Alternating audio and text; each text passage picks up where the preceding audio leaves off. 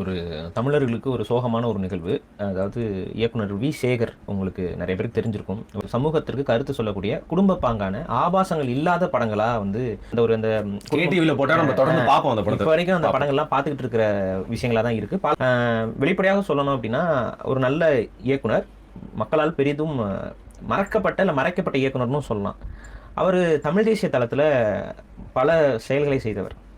பாரதி ராஜா எந்த அளவுக்கு ஹிட்டான படங்கள் கொடுத்திருக்காரோ அதுக்கு கொஞ்சமும் இது இல்லாத ஹிட்டான படங்களை கொடுத்தவர் வந்து வி. சேகர். அரசியல் படம் பிரதர், குடும்ப படம் இல்ல, பெரிய அரசியல் பேசுற படம், நிறைய அரசியல் பேசுற படங்கள் இருக்கும். அதில் இவர் தொடர்ச்சியாக தமிழ் தேசியம் பேசிக்கிறாருங்கிற ஒரே காரணத்துக்காகத்தான் இவர் வந்து இருட்டடிப்பு செய்யப்பட்டார் 2014 மேல.